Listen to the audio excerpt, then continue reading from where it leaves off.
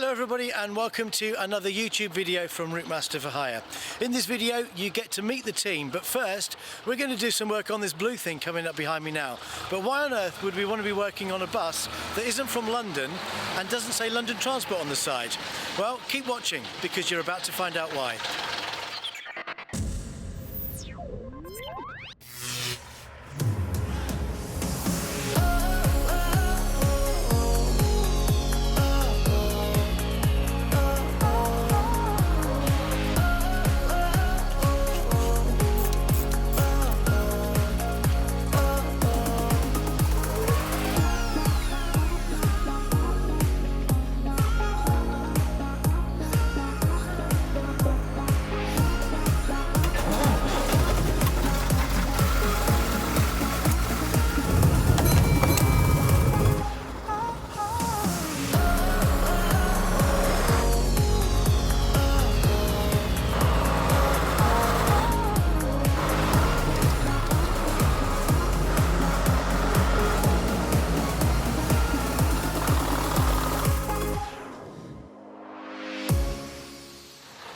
So why is this bus here? Before you think we've all gone mad, I'll let Glyn tell you a little bit about it. So it's a Leyland Titan PD2 with Massey bodywork, and it was built in 1957, and it was delivered to Birkenhead Corporation Transport, and it was used in their Laird Street garage, and for many years it was worked on the Wirral until at the end of its career it was kept and converted into a training bus, which is probably why it survived to this day. And it's owned by Mersey Travel, but it's operated on behalf of them by the 201 bus group, and it's here today to have some much needed maintenance done to it. This PD2 is here because Tim did a safety inspection on it a short while ago and noticed a potentially dangerous defect. He noted excessive play in the prop shaft, which we think is causing this thud that you can hear while the bus is moving along. So the first job was to get the vehicle up on the lift so we can have a good look underneath. Our first impressions are it's not bad condition underneath, but you can tell these buses were nowhere near advanced as a Routemaster. No power steering, hydraulic brakes or independent front suspension. And to think this bus is 2 years younger than the prototype Routemaster.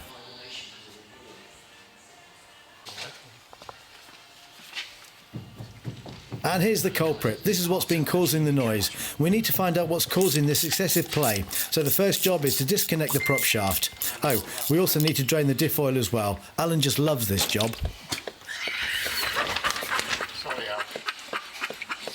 Well, hasn't got anything in it. Not much in there, Reece. Well, there isn't. Fucking stinks.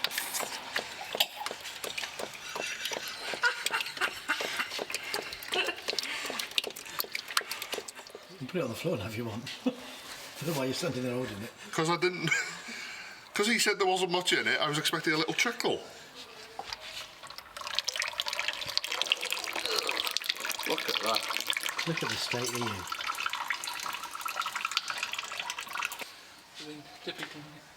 Are we off, Glyn? I think so. Ready? Okay, she's got it. Oh, that's a nuisance, isn't it? I haven't got a very good solicitor. Well, the good news is it looks like only the nut has come loose, but we still need to remove this small U-bracket protecting the prop shaft. This will enable us to take a closer look at the bearing for the input shaft. Okay, you ready, Glyn, yeah? Yeah, what's that oozing out the other end? I know it's grease. It's just grease. It's all right. It looks quite fresh grease as well. I greased it. Oh, that'd be why then. So as we can see here, the diff input flange is loose on the spline. It's dissolved the split pin and the nuts come loose and the flange is now loose on the shaft. A tight spot, isn't it? Yeah.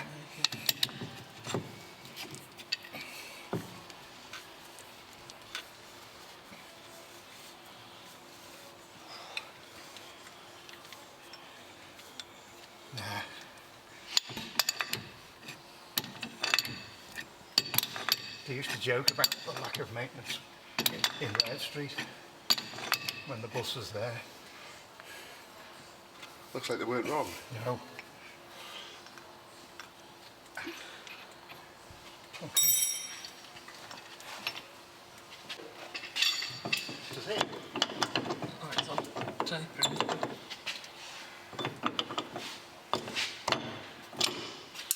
We'll just key.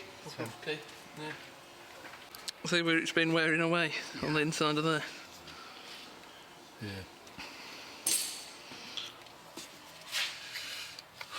Another one of my snap-on screwdrivers being used as a chisel.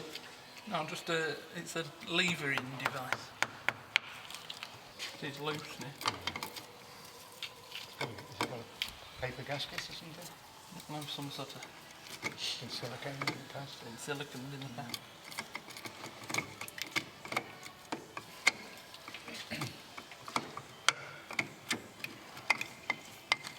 Yes. Lovely tube. Yes, no, we've got absolutely no chance of getting one of them. Oh. See, they're a sprung ring. Oh, I know what you mean, yeah. Yeah. Isn't there a modern day equivalent? I'll ask. Well, after checking with our supplier, this Teddington gland is no longer available. But fortunately, after cleaning it up, we discovered it was actually in good condition, so we're able to reuse it.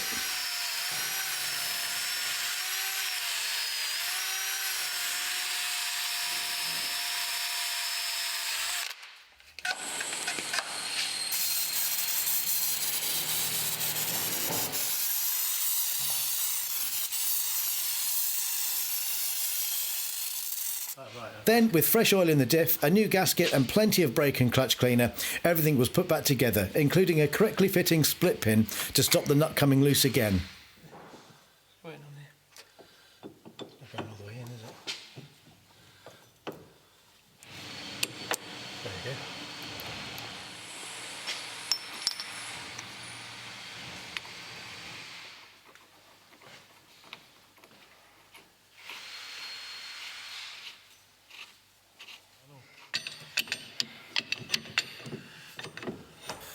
Plus, while the bus was here, we also adjusted the brakes, fitted new mud flaps and reinstated the auto lube system, which appeared not to have been running for a very long time. Perfect. That's not coming undone again. Well, that's all the hard work done. We're going to take it out for a little road test now, and as long as everything's okay, we're going to have a little bit of fun. We're going to compare this PD2 with the Routemasters that we're used to working on. Okay, I know what you're thinking. How can I give an unbiased comparison between a PD2 and a Routemaster? Well, I can think of two ways to compare these buses. So what is the fairest way to compare these buses? You can't compare them mechanically because you've got the Routemaster designed in the 50s compared to the PD2 designed in the 40s. So they're miles apart mechanically. But there is one way you can compare these two buses, and that's the way they drive. Because if you were a driver for London Transport in the 1960s, the chances are you were driving one of these. Whereas if you were a driver for Birkenhead Transport in the 1960s, you were probably driving one of these. So what are these two buses like to drive?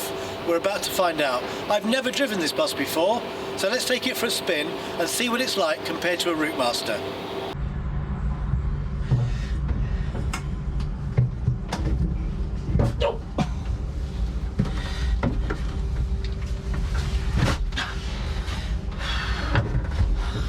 Well, even getting in is a struggle.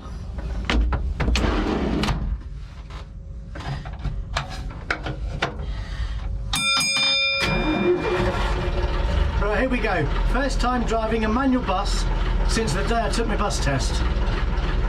The clutch pedal's a long way up.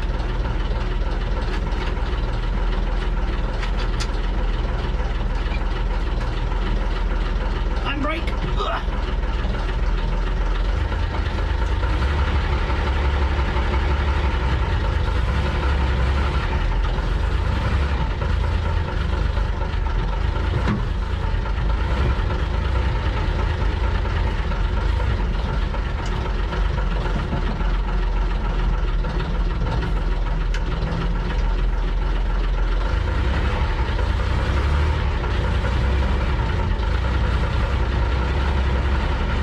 First thing you notice is how heavy the steering is.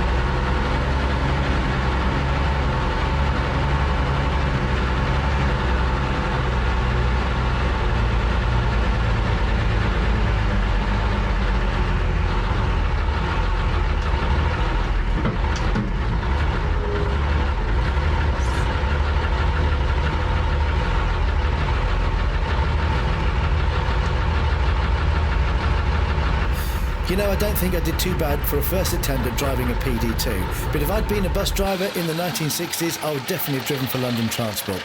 With the power steering and auto gearboxes, the Routemaster is a much easier bus to drive. Give me a Routemaster any day. I think it's fair to say, if you were a Birkenhead bus driver in the 1960s, you well and truly earned your wages every day. This is hard work driving this thing. So the other way to compare these buses is what were they like for passenger comfort? They were both in service in the 1960s, and I can tell you, this PD2 is a bit bouncy. And as you can hear, and as you can see, we're feeling all the bumps in the road. Now, I know this is probably a bit of an unfair test, because these buses do tend to ride a lot better when they've got passengers on. But I haven't got 20 or 30 friends that I can call up at short notice and say, can you come for a ride on the bus, whilst I do a bit of filming. In fact, come to think of it, I don't think I've got 20 or 30 friends. But it's a very bumpy ride, albeit on an empty bus on this PD2. Right, I'm going to let you into a bit of a secret here. When I was a teenager, my favourite seat on the Routemaster was the lover's seat, on the back, on the upper deck. I spent many a happy hour travelling with my girlfriends at the time, kissing and cuddling on the back seat when no one was looking and the conductor was downstairs. The thing is, though, travelling on one of these buses with your girlfriend on the back seat would have been very hard work back in the 60s. You wouldn't have got a lot of kissing done, because the way the bus bounces up and down when it's driving along, you'd have probably ended up knocking your girlfriend's teeth out with your teeth rather than giving her a kiss on the lips. Now, you might be getting the impression I don't like this bus, but in a strange kind of way, I do like it. Would I want to own one? No. Would I want to drive one on a wedding? Not a chance. But I do actually like it, and I appreciate the historical significance of these buses. And at the end of the day, any half-cab bus is much better than any modern rear-engine front entrance box on wheels. But for now, I'll leave the last word on this review to Alan. These buses were never built for the larger frame. I'd now like to give you a demonstration.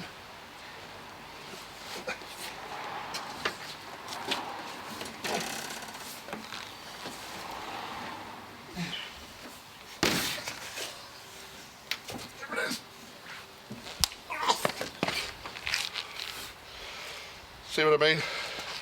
Power to the big guys. Okay, so the work is done, the bus is on its way home. Now it's time for you to meet the team.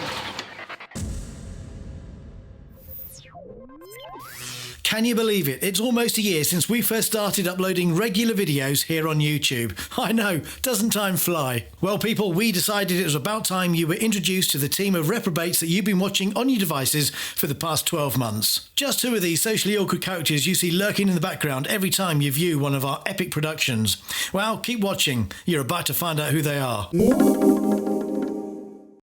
Okay, so let's start with the most intelligent member of our team, and by far the best looking. This furry bundle of fun is Jess. She loves riding the buses and getting involved, and is always running under a bus to check our work. Thing is, though, just don't cough in her face. Well, there you have it. The job is just about done, and I'm really pleased with the way...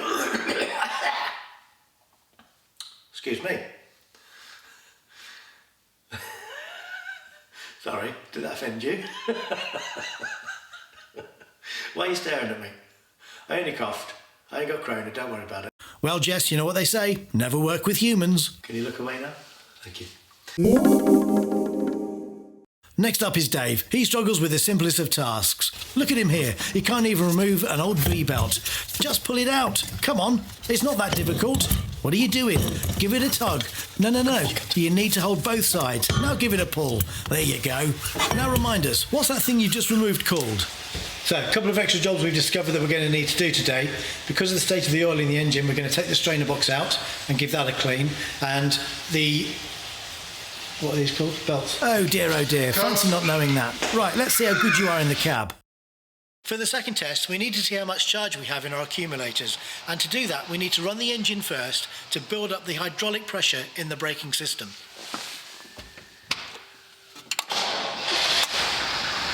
Okay, keep your foot on the gas, the engine's cold. More revs, you idiot, it's going to stall.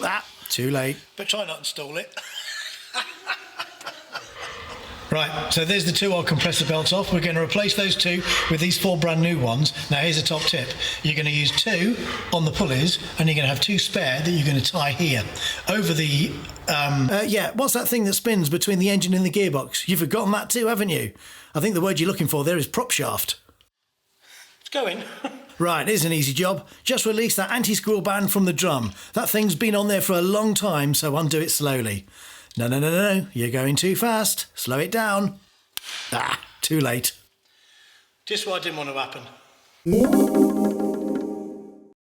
OK, enough of this idiot. Let's move on and meet Tim. He's the youngest member of the team and is prone to falling asleep absolutely anywhere. In fact, he's fallen asleep now. Why is he staring at that wheel? Hello, Tim, wakey wakey. Over this way. Look, over here. Look at the camera, will you? Ah, there you are. Welcome back. Right, let's wake him up with a cold shower.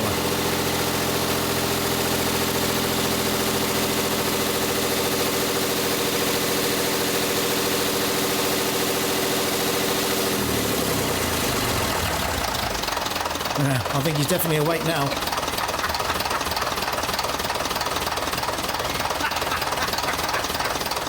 You don't make me laugh. You know, initially Tim didn't want to speak on camera, but look at him now. There's no stopping him. What did I say before? Well, how about the near side wheel studs on the Routemaster? They're reverse threaded, so don't try talking them up the wrong way. Oops.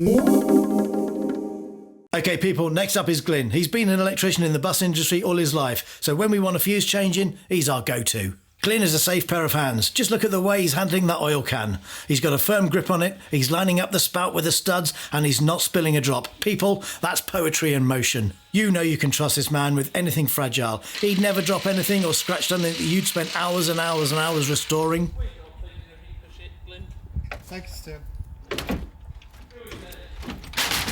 Oh dear. Well, the one thing Glyn is good at is making the tea. Just don't drop those mugs. Finally, meet Alan. This larger-than-life man-mountain fancied himself as the main presenter on our channel, so we let him audition. Hello, playmates. Having drained the diff oil from this plug over here, I am now in the process of filling up the diff oil through this little hole here. Yeah, thanks, Alan, but don't give up your day job, will you? He also told us he knew how to undo a sump plug, so we let him change the oil. Hang on, Alan. I think you're turning that the wrong way. You have to undo it to turn the oil. No, Alan, that's the wrong way. You're making it tighter. Lefty-loosey, righty-tighty doesn't work when the thing you're trying to undo is above your head. Stop that. That sump plug is made of brass. It's going to snap. Careful. Stop. What is he doing? Ah, too late. He's buggered it. Dave? OK, let's put him in the cab. Surely he can't mess that up. Well, would you believe me if I told you this guy is a professional bus driver? Now, we soon worked out if we put one of the column lifts on the offside front wheel, we can keep him in that cab all day long. That should stop him getting into any more trouble. I can't get out. Well, there you have it, people. You've now met the highly trained, professional, intelligent individuals who contribute to your viewing pleasure. If you feel you're able to give any one of them a forever home, please get in touch. No serious offer will be refused. Until next time, thanks for watching, and please remember to subscribe so you don't miss any future videos. If you've enjoyed this episode, please show your support by hitting the like button. You can also dislike this video, but remember to do that, you must have had a personality bypass and you've got to hit the dislike button twice. Thanks for watching. Bye-bye. And breathe.